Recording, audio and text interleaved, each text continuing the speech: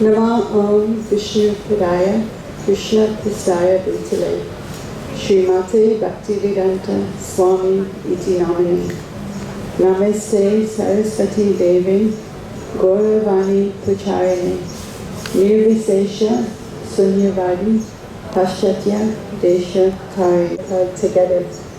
So as we mentioned yesterday, she met Srila Prabhupada at her sister's wedding in New York, then spent time with him in San Francisco, the second ISKCON temple, then stopped in Montreal on the way to London, and very successfully looked after Radhamandanishwar and was involved in the opening of the London temple. At some point, Srila Prabhupada asked her and some other devotees to travel in India with him. So here's a prayer that she wrote in her journal before going to India, which was a prayer from her childhood.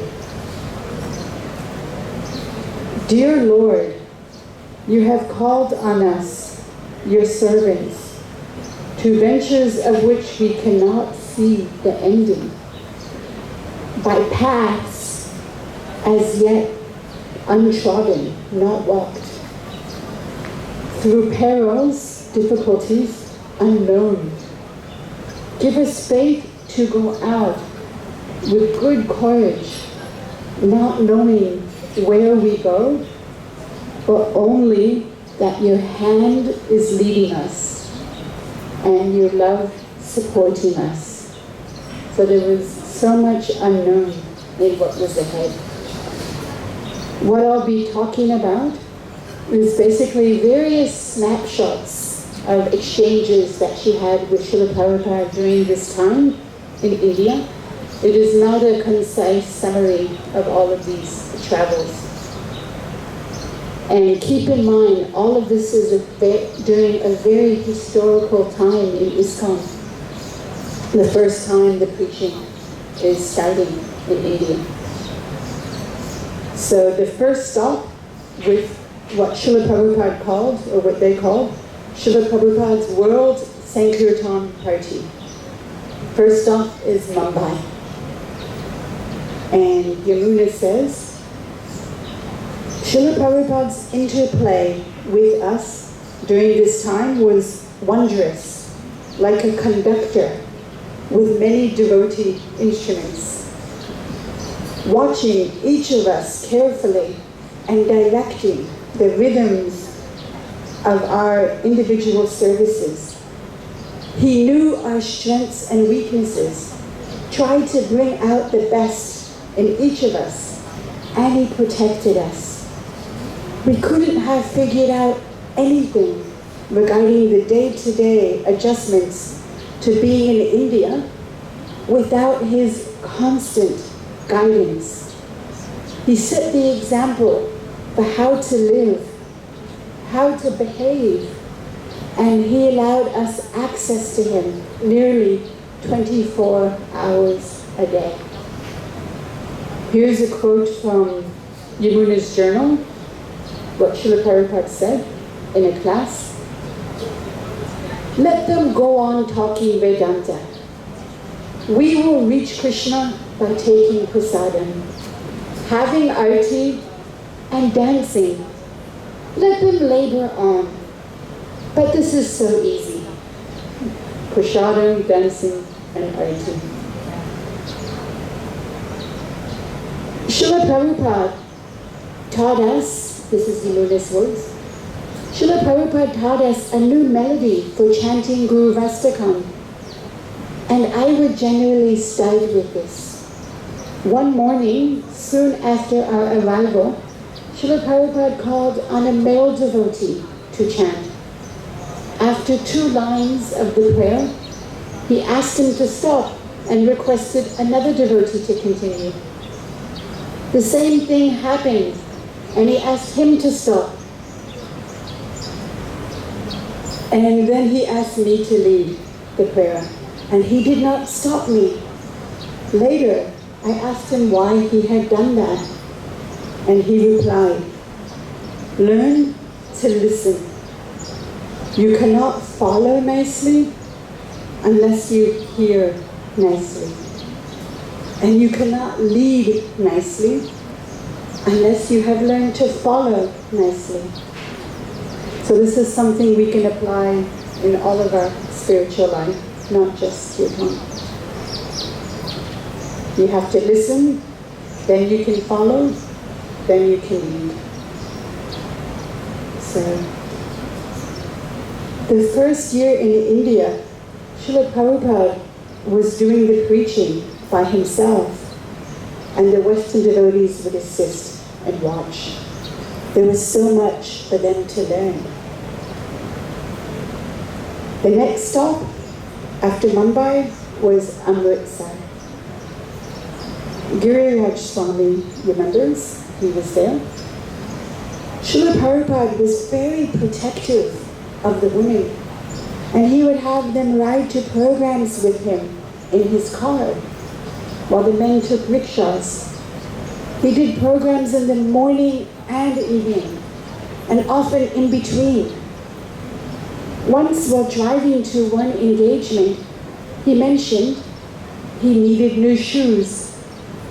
Stop at the next Bata shoe store, he said.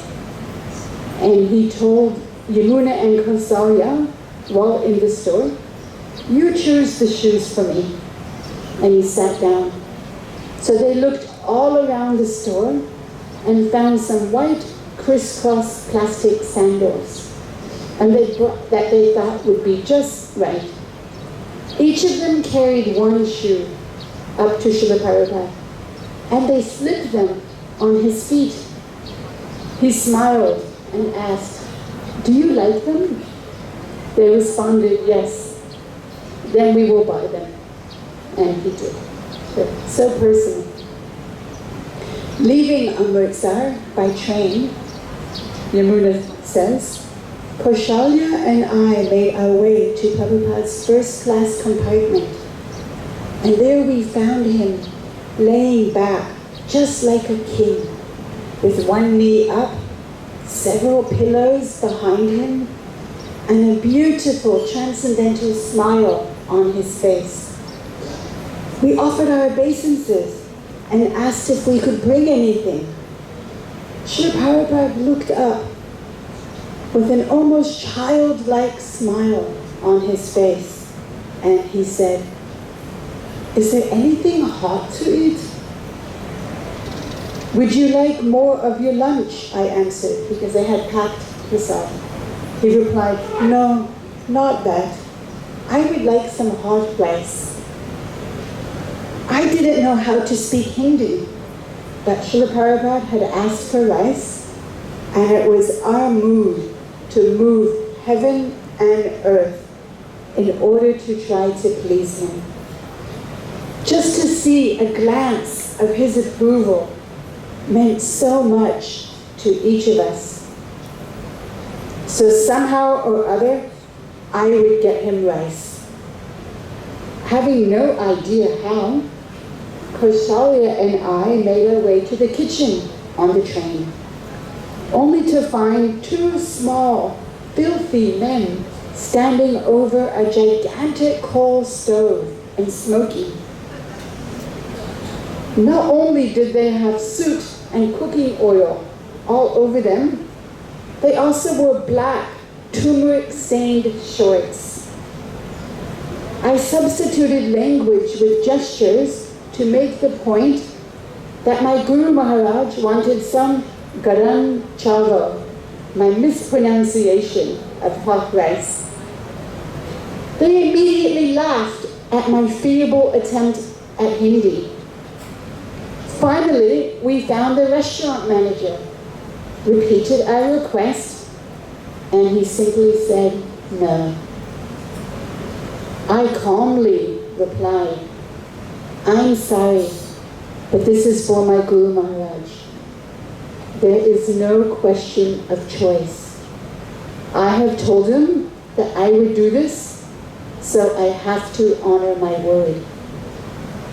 Again, he simply said, no, it is not possible. So then we went to find the conductor, and again explained the situation.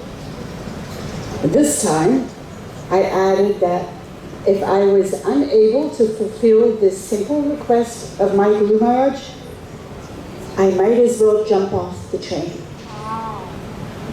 That got his attention, and I'm sure he thought he'd better find some place for these crazy ladies to make some hot rice, or she might just do it. So the conductor brought us back to the kitchen, and here we were in this train kitchen in front of a massive coal stove and all of these ugly aluminum pots. I had already seen in India how some people clean their pots by rubbing them with coal. So we cleaned one of the pots as best we could, boiled the water, made rice, and added ghee at the end. We offered a huge platter of very hot rice with ghee, lemon, salt, pepper, and carried it all the way through the train to Srila Prabhupada's compartment. I knocked on the door, and he said, "Yes." So we set down the hot platter and said, "Here's your rice, Srila Prabhupada." And his eyes lit up, followed by a huge grin from ear to ear. And he said, "Oh, my goddesses of fortune have come, and they have brought me rice. Thank you. Thank you very much." And Srila Prabhupada ate so much of the rice on that huge platter. "This is just what I wanted," he said. Along with the rice, he ate a small amount of kachoris, puris, and pickle, and he was very pleased. That's quite some surrender and determination in seva. They're happily on the train with Srila Prabhupada, and it stops in Delhi.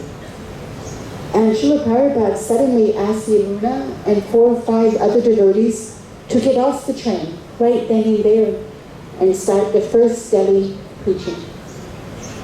Yamuna says, "It was such an adventure for us.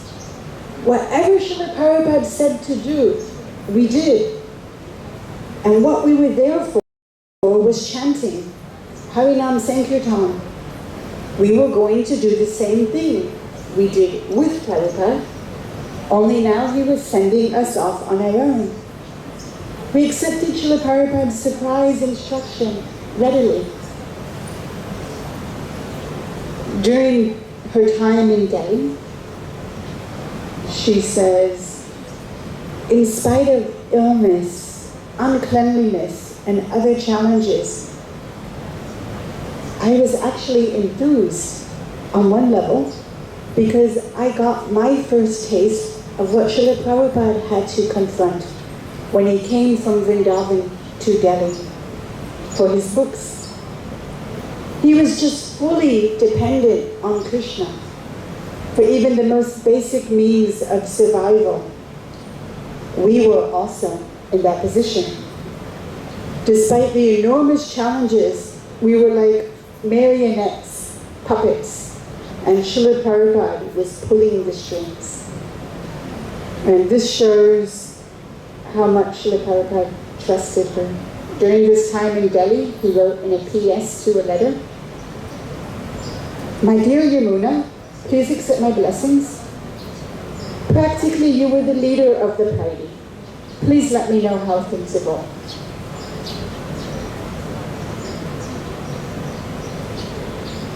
During this time, she also visited Vrindavan for the first time.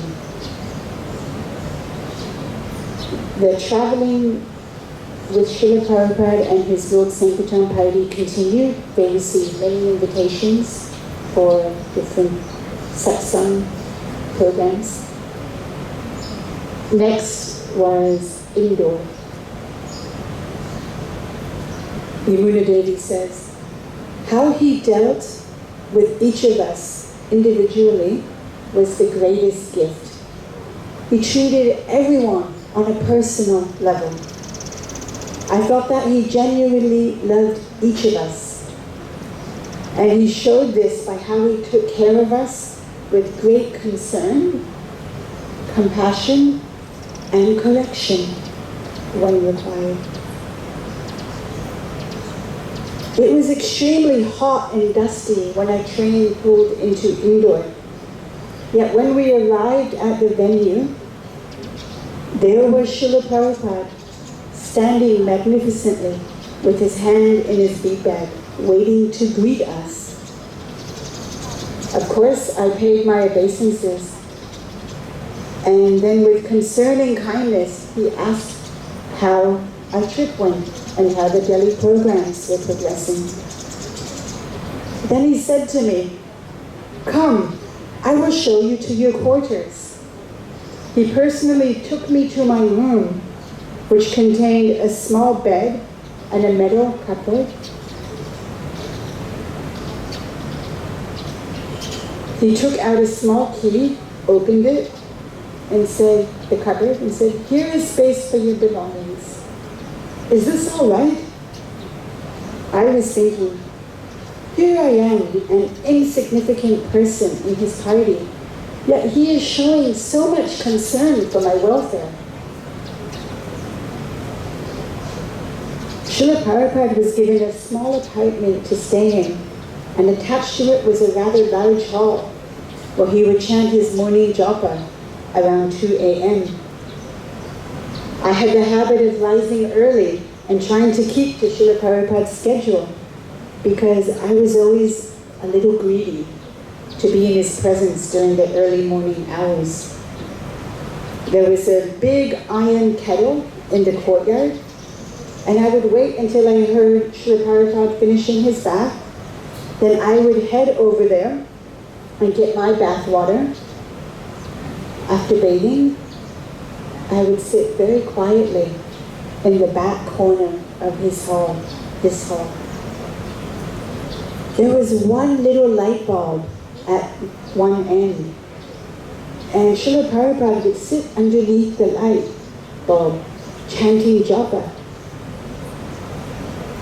I thought he couldn't see me because it was dark, and I was chanting silently, just watching Srila Prabhupada. After maybe an hour had passed, he came back to where I was sitting because he knew I had been there all along. Looking down at me, he simply said, "Thank you for chanting like this. Thank you for getting up in the morning and chanting."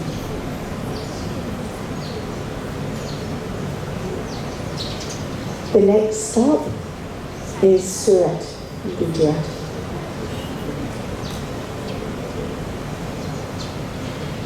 Yamuna says, "It had been my desire from the beginning of my devotional life, and I prayed for the day that I would be in India with Srila Prabhupada.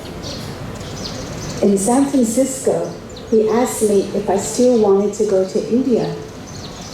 Tears immediately came to my eyes, and I said, 'Yes, Swamiji, very much.' He then told me not to worry, and that he would personally show me India on foot. I had some small inkling of what that meant, but it wasn't until we actually came to India and walked and danced in the streets with Srila Prabhupada that I realized something of what it meant. To walk in the footsteps of great Vaishnavas who chanted and danced in the streets before us, and to be able to touch the hearts of people along the way with Harinam Sankirtan were the most wonderful and nectarian things. Srila Prabhupada had assured me that he would take me to the highest place. Remember you mentioned yesterday. And for me, Nagar Sankirtan with Srila Prabhupada was that place. Although there were no pandal or other formal programs in Surat, the host, Mr. Jariwala, brilliantly arranged for the Sankirtan party to reach virtually all of the people of Surat, principally through advertisement of a Nagar Sankirtan schedule each day. All along the advertised route, from the second or third floor of a building on one side of the street to the second or third floor on the other side, the ladies would stretch across their colored saris to each end as you went down the streets. There were clouds of cloth suspended above you. And people on the higher floors would throw flowers down upon us. It was such a wonderful expression of respect and gratitude. There was one Nagar Sankirtan in Surat that struck me in the heart, just like lightning. A group of Sankirtan members began at 4 a.m. and proceeded through some of the main streets of the town. As it was awakening, we were all chanting very ecstatically.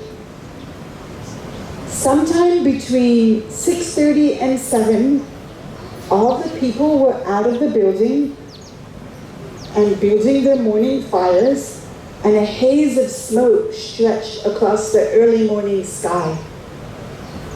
The sun was just beginning to peak above the horizon on the long dirt road we were traveling on. By now, a good-sized crowd of people were following behind us. And as we continued down this dirt road, it took a slightly upward slope, and then it crossed a river. As the road became a bridge, we began moving towards the center. And then the sun rose across the trees.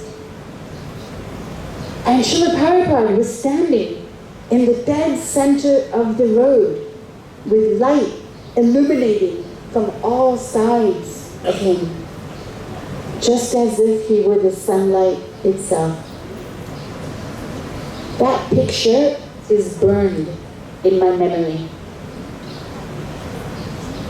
He looked just like descriptions of Lord Chaitanya. He was so powerful and so beautiful. I remember all the devotees simply went mad with ecstasy. And then His Divine Grace personally walked through the streets with us and chanted on Nagar Sankirtan until about 8:30 a.m. I was leading Kirtan at the time. And then Srila Prabhupada motioned for someone to get the microphone. And he began leading us in a new melody of the Hare Krishna Mahamantra. Walking behind Srila Prabhupada, actually following in his footsteps through the streets of Surat, was the promise, the fulfillment, the highlight, and the perfection. It's a very visual descriptions of her Kirtan experience. And you can see throughout her life, Kirtan and chanting was a very powerful part of her spiritual journey.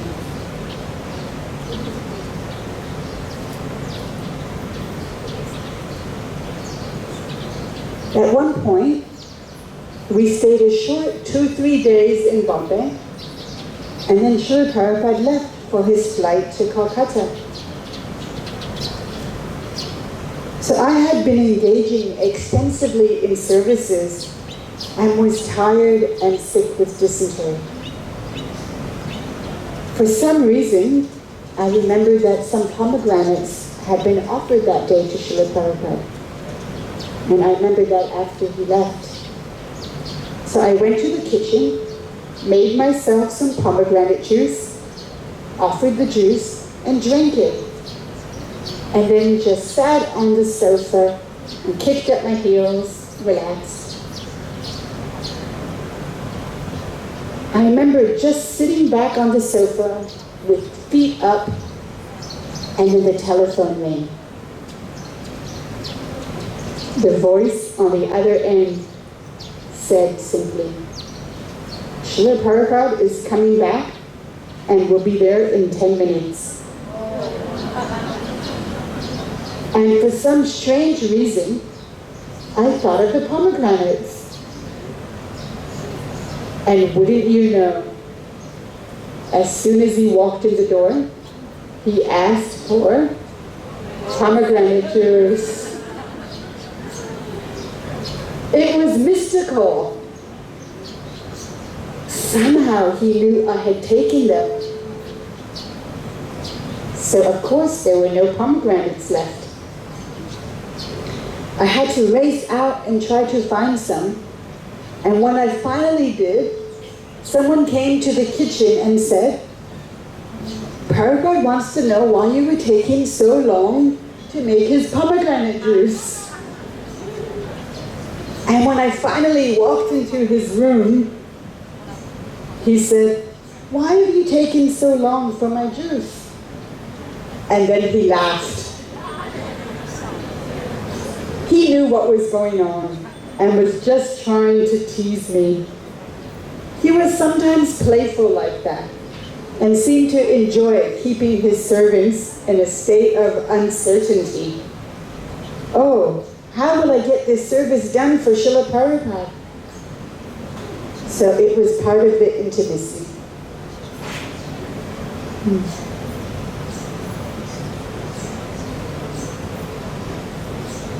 They went to Kumbh Mela in Prayagraj, Allahabad.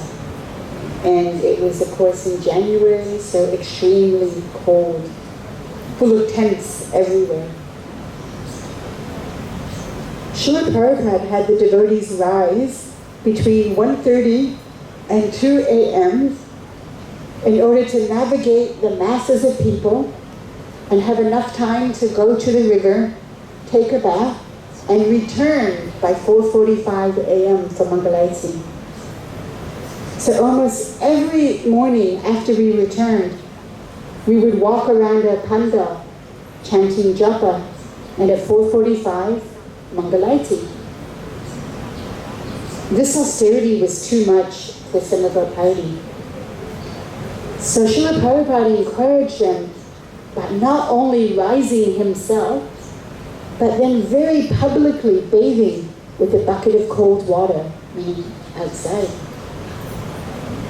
He very much appreciated those who rose early and took advantage of this sacred place and time. I remember once Kaushalya and I returned from our morning ablutions.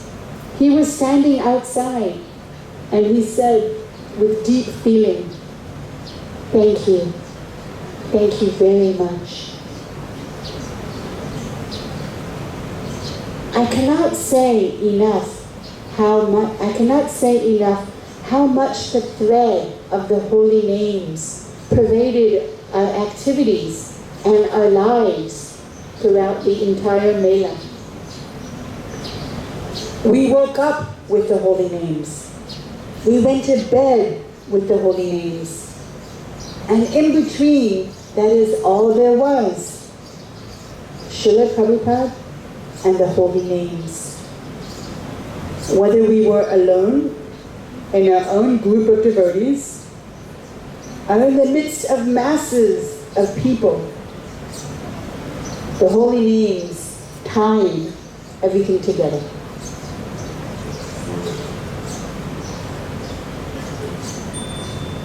Yamuna says, also, I would sit right next to Srila Prabhupada's Vyasa song at his lotus feet, writing in my journal as he spoke, so close. Throughout my early years in Krishna consciousness, Srila Prabhupada was so open and merciful to the ladies that we never felt the stricture of separation or division between us. So one morning, a sannyasi approached me and said, Yamuna, have you noticed where the other women are sitting?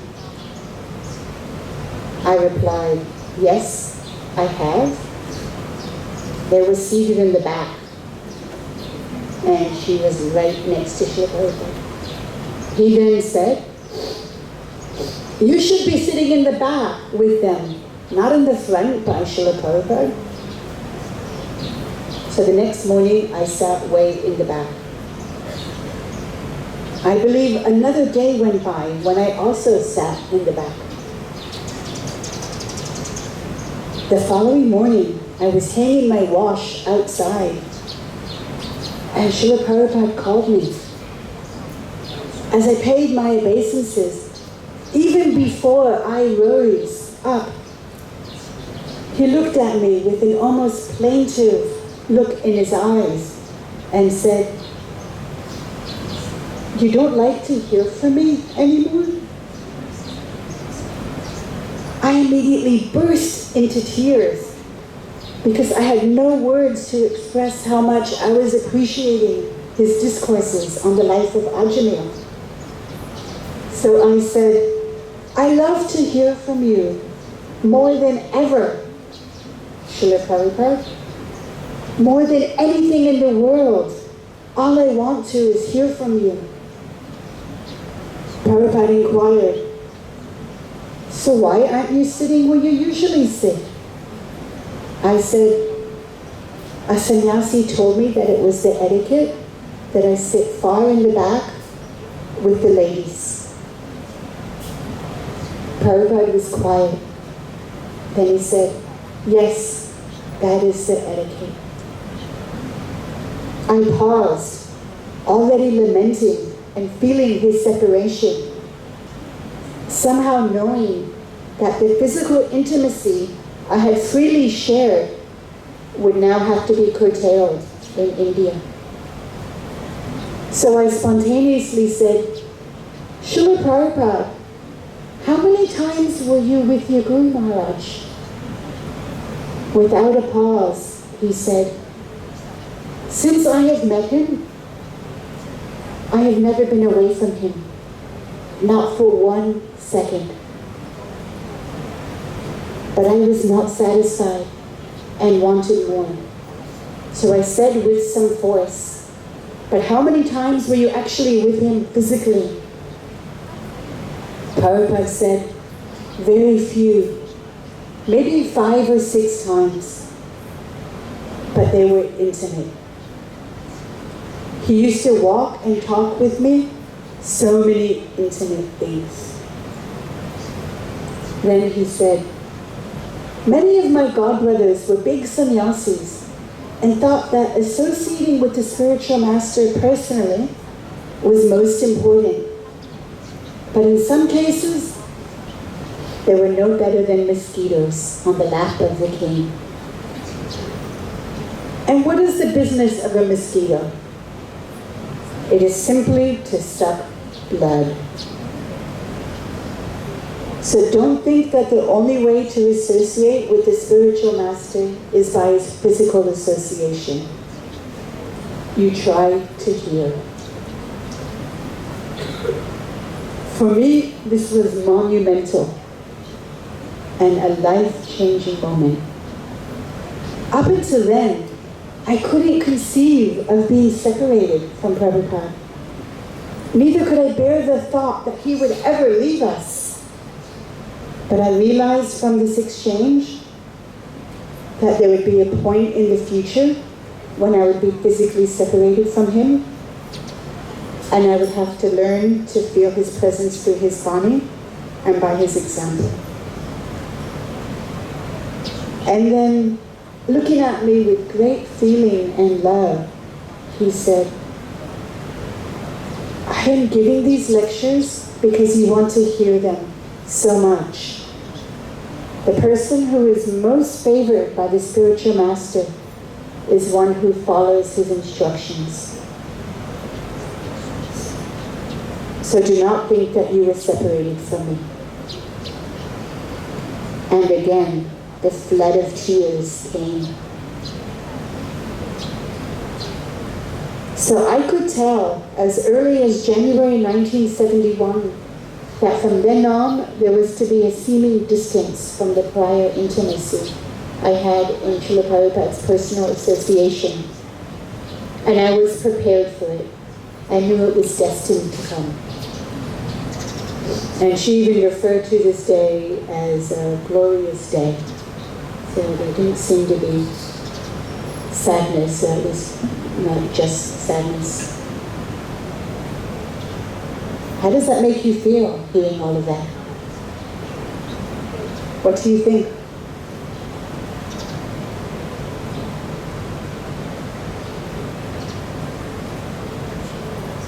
Very touching. Yeah. What about you?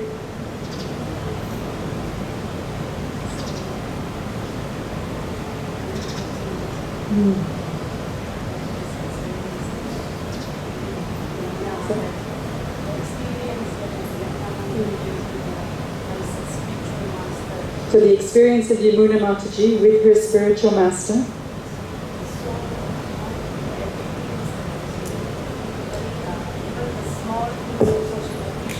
Yeah. Even the small things were appreciated. Thank you.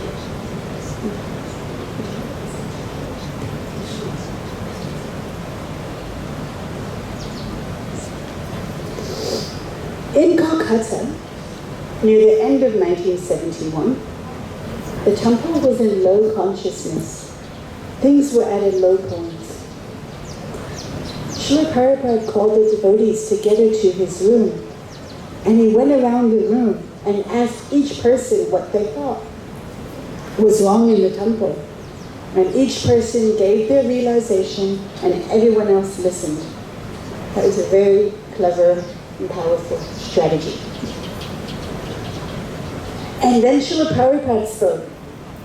He said that we were all here because he had followed the instructions of his Guru Maharaj and come to the West. And he then added with great emphasis, do you think it was easy for me to leave India all alone and come to America? None of us had ever really thought like that, whether it was easy or hard. We just assumed that he had done that by Krishna's mercy. Do you think it was easy for me when I was in Butler, Pennsylvania? And I opened the refrigerator and there was cat food next to my vegetables?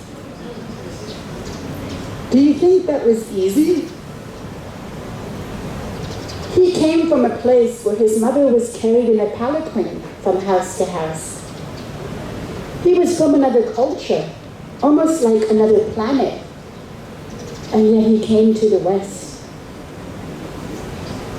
He told us to try to just understand that Krishna consciousness will not always be easy. And he said, 3 things are required for success in Krishna consciousness, and you must always rely on them. Enthusiasm, determination, and patience. All 3.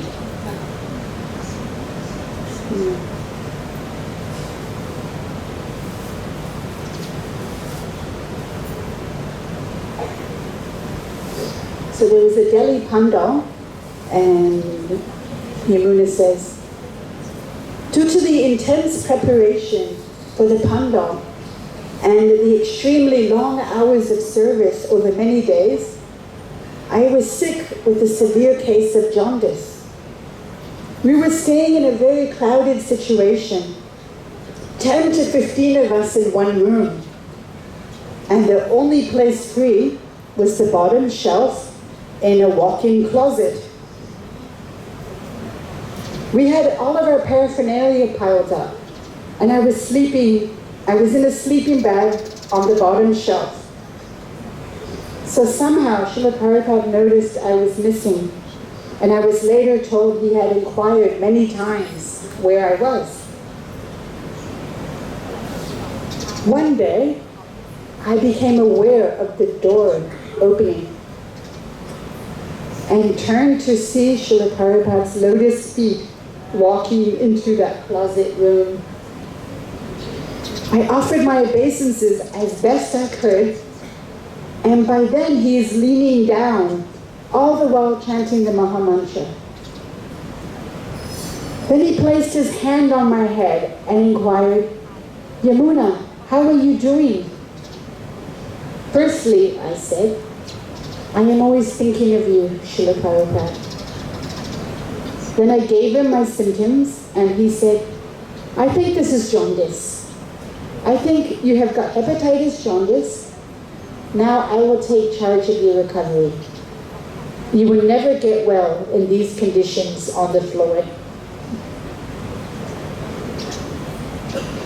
Srila Prabhupada had a hospital bed brought in for me and moved me into a room right next to his, with floor-to-ceiling windows, neem trees outside, and a fan. Luxury. And I remember being propped up on this bed, and he came in every day to check on my progress. He said I had to take V.A.N.I.T.A, which is like squash, candied squash in sugar. "This is your medicine, and you have to eat it every day and drink sugarcane juice." Srila Prabhupada would personally stand and watch me eat the V.A.N.I.T.A, and me feeling miserable because of the taste. And he would actually smile and chuckle about that. Unfortunately, I was not able to engage in my services through the rest of the program, as I was fully bedridden for over 2 weeks. Yet I was feeling great bliss and happiness by the personal care and kindness of Srila Prabhupada. He was so engaged, so busy, preaching to tens and thousands of devotees, of people, and taking care of our entire society. Yet he personally took charge of my recovery. It only increased my dedication to see that this small, insignificant soul, Yamuna, was so cared for and nurtured by Srila Prabhupada. In my later challenges, I drew strength and determination from this episode in my devotional life. See the impact of Srila Prabhupada's kindness. Wasn't a one-off impact. Just at the close of this grand Panda program, it was arranged that Srila Prabhupada and his entire party would go to Vrindavan and take pilgrimage. I remember I wanted to try to see Srila Prabhupada as he was getting into his car. I was still extremely weak, literally just back up on my feet after my illness. As I was coming around from the back side of the bus, there were about 50 devotees there now, getting ready to travel to Vrindavan. Srila Prabhupada saw me. His car, of course, was filled with people. And still he said, "You were too weak to ride in the bus. You will ride in my car." So he had 1 or 2 men leave the car. And we were all still scrunched in, so many of us. And I, of course, was the only woman in the car. And that ride was the first time that I physically accompanied Srila Prabhupada into the holy dawn of Vrindavan. To be there together without, before, not with him, physically. While in Vrindavan, once, Srila Prabhupada rose at about 1 a.m. And one morning at about 2:30 a.m., I was in the courtyard of Lalitha temple, along with many other pilgrims. And somehow Srila Prabhupada knew that I was there. I heard a resounding, "Yamuna, come here." Then he asked, "Where is our kirtan party?" Of course, I had no idea. He repeated, "Why are they not here?" I said, I can't say, Srila Prabhupada. So he was very anxious for the kirtan party to come, but they didn't come. And when it came time for Mangalarti, our party had still not come. And then after Mangalarti, all the pilgrims took parikrama around the Devis, and they had still not arrived. By then it was 5:30 in the morning, and Srila Prabhupada was continually asking, "Where is our party?" Then we heard this resounding roar, "Hare Krishna, Krishna Krishna, Hare Hare." Our party members danced in as if to say, "Where are all the pilgrims?" The pilgrims had already come and gone, and Srila Prabhupada was extremely displeased with us. He said if someone can't get up before 4 in the morning and have the Sankirtan party here for Mangalarti, they are useless. He wanted Sankirtan, especially during the month of Damodar in Vrindavan. And he expected that our devotees would be here along with the other pilgrims. Sometimes this was done, and sometimes it wasn't done. But it was one of those requests that Srila Prabhupada seemed to emphasize to me, as if I should somehow make this clear to others. He would say to me, "Why are they sleeping so late?" He was always very pleased when he saw the devotees rising early in the Mangal hours of the morning and practicing Krishna consciousness. Dinatarani says, a prominent feature of the exchanges between Srila Prabhupada and Yamuna was this expectation element of their relationship, where he would expect her to know why something was not being done, even though it was not related to her service. She understood this as another way that Srila Prabhupada was training her to learn from the mistakes of others and apply them in the future of her Krishna conscious life.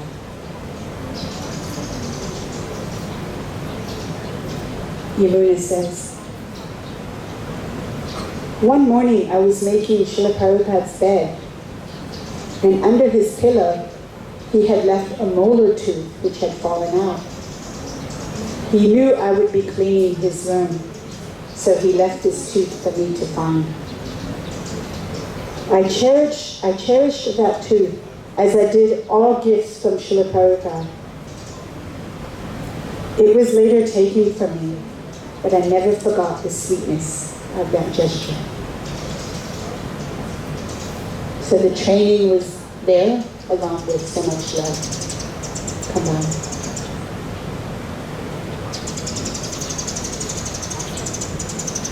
So although Yamuna Devi would continue traveling with Srila Prabhupada around India, during this time her main services was staying in Vrindavan and helping leading up to the opening of the temple in Vrindavan. And in Vrindavan, Yamuna was involved with arranging for the deities of Krishna Balaram Mandir to manifest. So, we asked Srila Prabhupada about the mudra that the Vrindavan Srimati Radharani would stand in, the position. I said, Srila Prabhupada, should she be in the same position as these other 3 sets of deities who had Radha had her right hand raised with her palm facing outward and her left hand down at her side holding a lotus flower? That's what Yamuna was referring to. And at Srila Bhaktisiddhanta Saraswati's temple in Mayapur, Srimati Radharani has both of her arms bent at the elbow and her hands held straight in a flower holding mudra. I said, should she be like that? Srila Prabhupada replied, no, she should stand like this. And then he struck the most magnificent pose. It was a very classic, graceful, and beautiful pose of Srimati Radharani in a dancing position. And Srila Prabhupada imitated it so beautifully, so perfectly, that we were just stunned. And then he immediately and emphatically said, in Vrindavan, Srimati Radharani must be dancing. If Radharani were ever to stop dancing in Vrindavan, the whole business, the creation, would be finished. He also said that just as Krishna is in Vrindavan, the Krishna Murti, is made black because Krishna is blackish in color, so Srimati Radharani is the color of sindoor powder and hing powder mixed with milk. We also had to have photographs of Srila Prabhupada to take to Jaipur for having his own deity made. If you've been to Vrindavan, you've seen on Gonitai's altar, there's a small deity of Prabhupada, Srila Prabhupada and Srila Bhaktisiddhanta Saraswati. So for that small deity, they took photographs. And as he sat doing his massage one morning, Vishaka Devi took beautiful pictures of Srila Prabhupada from many angles, top, side, front, back, on close-ups. But unfortunately, the first roll of that film was lost. And this is a very special deity of Srila Prabhupada. It could be the only deity of Srila Prabhupada that he installed himself. You think about it. It's pretty powerful.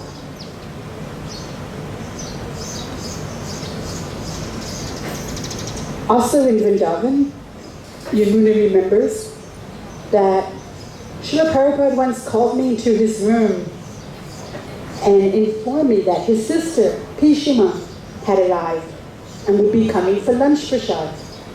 So on that day, I made Bengali dishes and served them in Bengali fashion, arranged them on the thali in the order that Bengalis prefer. Srila Prabhupada sat behind his desk, and we set a small eating table directly opposite for Pishima.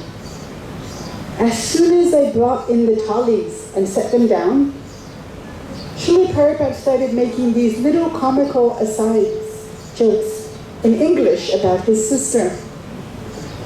Addressing her weight, he said, "You know, she says it is water. I say it is fat." Then he would chuckle, and she would smile in her sweet, charming way.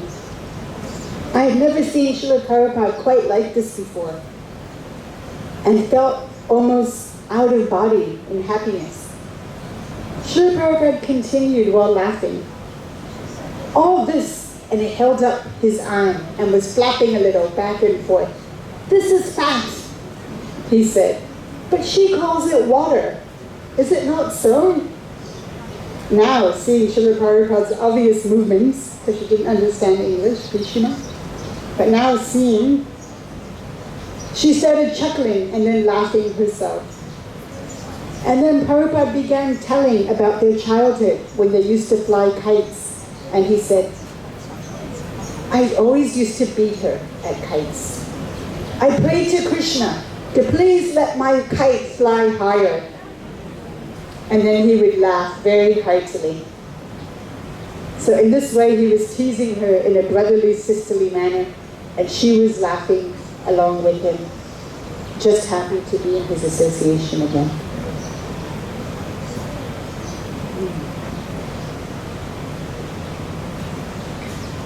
Now, as we all know, Yamuna Devi was exemplary in her cooking, expert in her cooking. And Srila Prabhupada used to sometimes say that she cooked like Srimati Radharani, who never made the same dish twice. So Yamuna remembers, when Srila Prabhupada came to Vrindavan for his Kartik 1972 visit, I prepared and served Raja Palka chapatis with his first lunch. I obtained wheat known as Pishi Lahore. Please forgive my pronunciation if it's not correct. This wheat is soft, plump, with a gold color, ground at the local flour mill, and then it was fine and light, and ideal for use within 24 hours. So I rolled the dough evenly into paper-thin discs, cooked it on a griddle, I assume tava, until nearly done, then rested it directly on neem wood embers. to puff it up into a balloon. I've served Srila Prabhupada the meal along with these Raja Polka. With the first bite of the chapati, he noted, "You have done everything right. It is PC Lahore wheat, milled yesterday, and the neem wood gives it a special distinctive flavor." He knew everything about this chapati. One thing though, it should cook for 1 or 2 more seconds on the griddle, then it will be perfect. I was stunned by his perceptive critique. As in all things, Srila Prabhupada was truly a connoisseur of food, wanting us to learn how to prepare and offer the best of everything for Krishna. When she says these chapatis, specific chapatis, always remained one of my favorite things to make for Srila Prabhupada.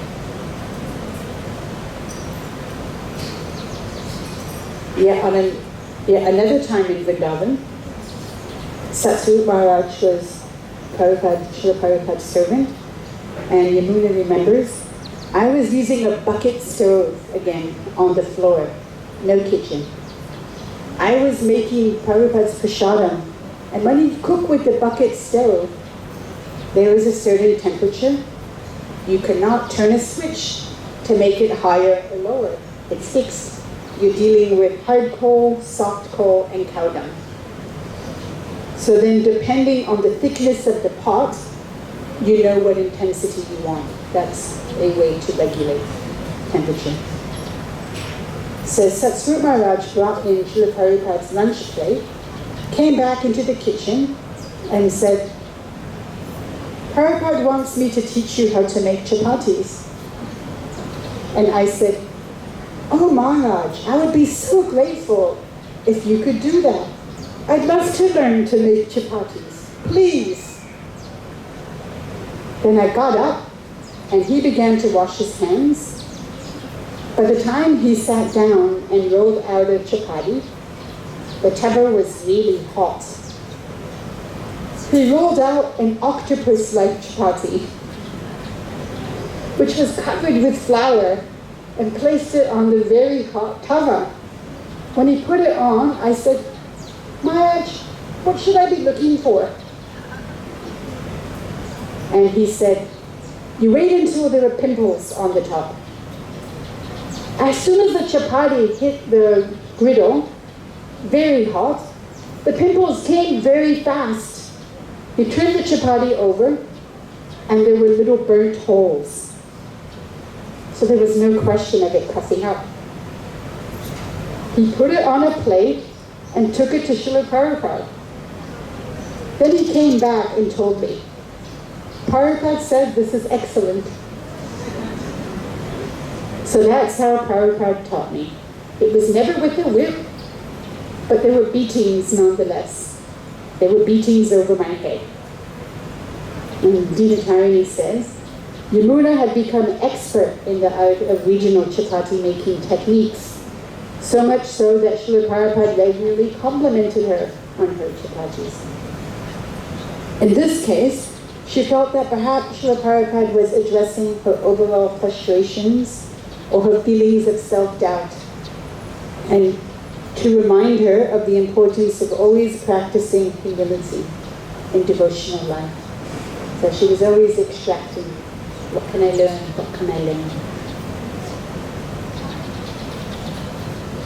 Yamuna says, Indian wooden matches have always seemed inferior to me. They snap easily, they're igniting to this thing, often flaring rather than lighting, and they're not water resistant. One day, as I was preparing the stove for cooking, I retrieved a matchbox from the trunk, knelt down before the stove, and struck a match. It fizzled.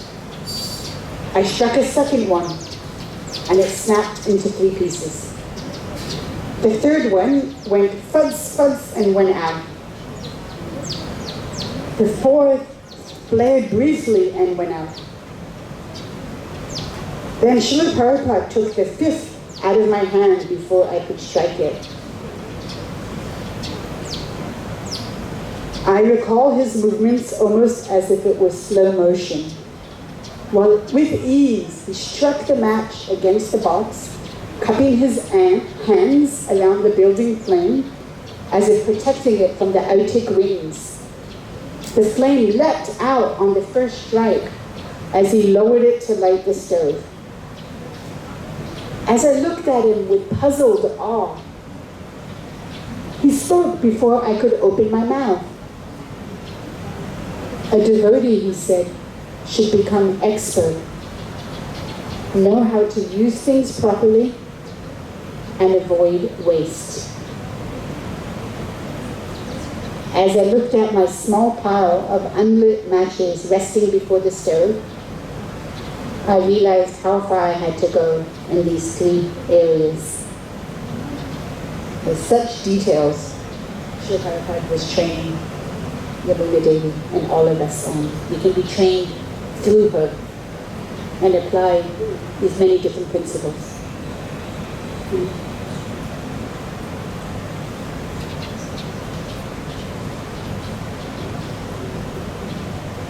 One last little story. One morning, Srila Prabhupada came back from his walk and sat down at his desk. I had thoroughly cleaned his rooms while he was away on the walk.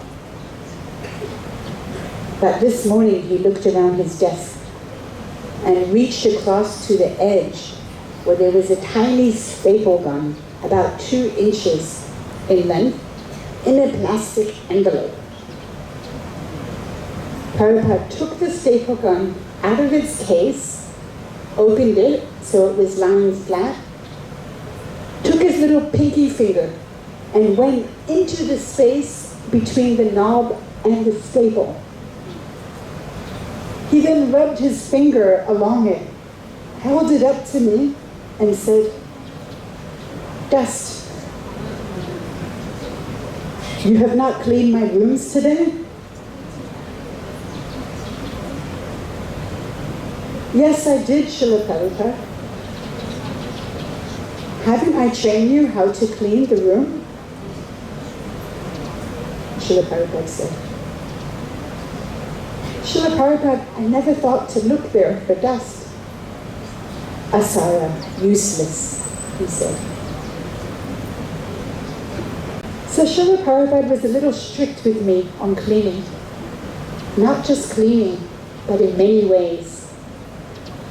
But I treasure those lessons. I treasure that dust between Prabhupada's stapler, and I treasure his other instructions. Because when the spiritual master is strict with you, it helps you to be conscious of what conditioning means. Otherwise, conditioning is just a word. Unless we are trained by the spiritual master, getting out of the conditioned state can be very slow, says Yamuna. So Yamuna's spiritual journey brought her back to America at the end of 1974, and she served from then onwards with Dinatarani Prabhu until the end of her life. They both visited Srila Prabhupada in Los Angeles in 1975 and 1976. And Yamuna's last physical meeting with Srila Prabhupada was in Vrindavan in October 1976. So from 1974, 3 times, not long, each visit. And so much more could be shared about her important services to Srila Prabhupada after he passed away. Of course, she remained with him constantly through his V.A.N.I.T.A. But her services after included cookbooks that won awards.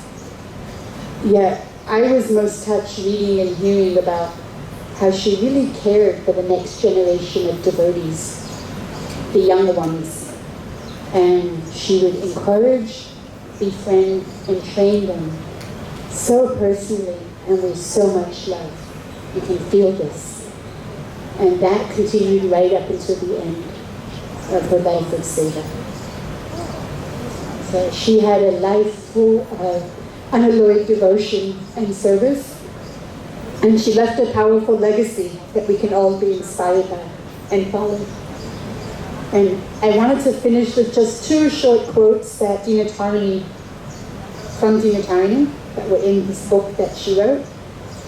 She says, Yamuna realized that Srila Prabhupada was training her to take more shelter of his Vani, his instructions and training, and not depend on his physical presence. She came to understand that Srila Prabhupada, knowing her dependence on him, was preparing her for his departure by forcing her to stand on her own devotional feet. And Dina Tarini also says, Srila Prabhupada continued to teach Yamuna to understand that her relationship with him was eternal, and that he would always be present with her through her faith, her dependence on him, and her adherence to the practice of devotional service. Yamuna felt the presence of Srila Prabhupada's mercy for the rest of her life. So, thank you very much. Thank you.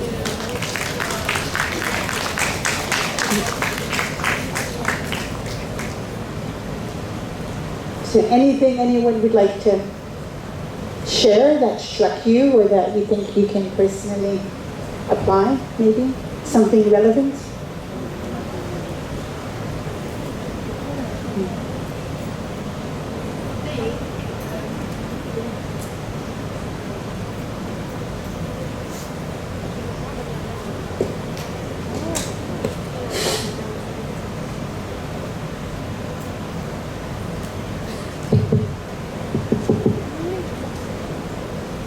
Hare Krishna. Listening to the descriptions and the readings, I felt that I was there with Yamuna and Prabhupada. I felt I was in that situation because I never had a lot of personal association with Prabhupada. So it was wonderful to be able to taste that through your reading. So thank you very much. Hare Krishna. Thank you.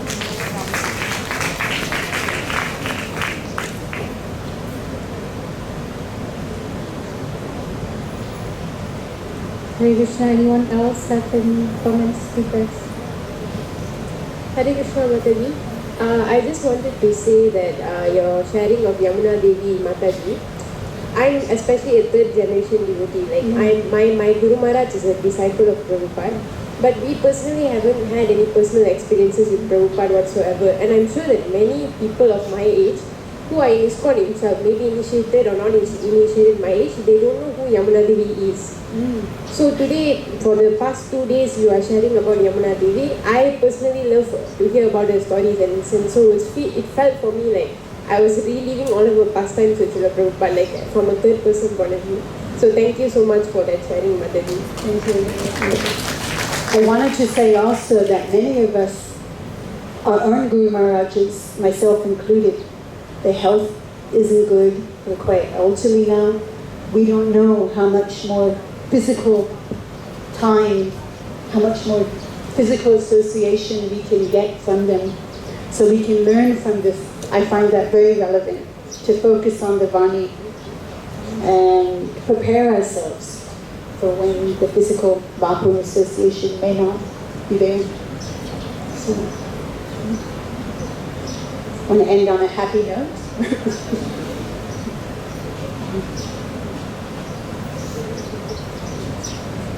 Is there anyone, one last comment about Yamuna Devi? Not the reading?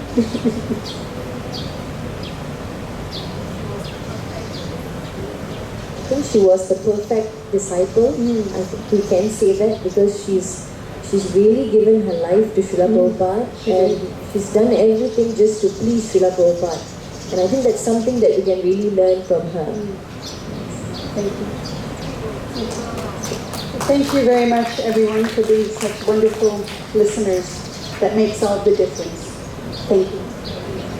Hare Krishna. Very thankful to Mataji, for all the wonderful pastimes, which I think many of us didn't realize or haven't had a chance to read it. So thank you so much, Mataji, for bringing us into Prabhupada's pastimes. So, If you want to hear more, read more about Yamuna Devi,